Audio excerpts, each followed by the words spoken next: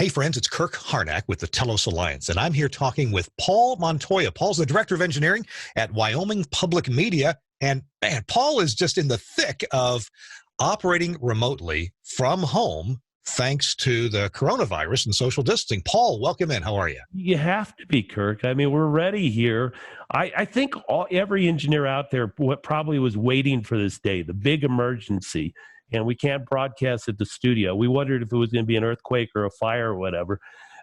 And one of the aspects of what I like to use is your soft surface from Telos. And I kind of stumbled on this, and it's been a great device. We've used it some with the remote broadcast, but we're actually using it now. I can use it here at my home, which is where I'm at, and actually control the element console that I have back at the studio.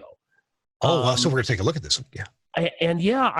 Everything here, I use a Comrex to actually get into the studio. So you see the Comrex channel here.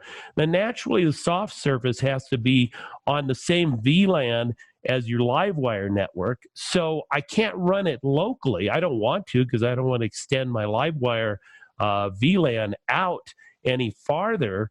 But for security, we actually tunnel into this, or in this case here, we're actually using a team viewer session, and I can team view into that computer and actually control the board through that computer at the studio and still be very secure. Nobody else can really get into that. So your mic, instead of using the mic that's in the remote studio, you're connected via a Comrex codec, and you just bring up that channel on the console to bring your mic up from home. Yeah, I bring up my mic, and then I actually then do the same thing on another computer and actually control the automation. So I can do everything as if I was sitting right in that studio, including I have some vinyl here in this home studio, and I can actually play a record on the air if I need to, an LP. So wait, you're the Director of Engineering. You're also on the air? Yeah, I do mornings on Wyoming Sounds, and so I get to have a little bit of fun, and it's a AAA format, so it's pretty broad. So we get to have a lot of fun with the music we get to play. So I've got a vinyl collection I won't point to here that is about 7,000 albums. So I get to dip into that when I'm here. You are living the dream. So you don't have to go to work. You did. Oh, now, did you set this up, your remote studio, just for the social distancing from the current pandemic? No, but you could.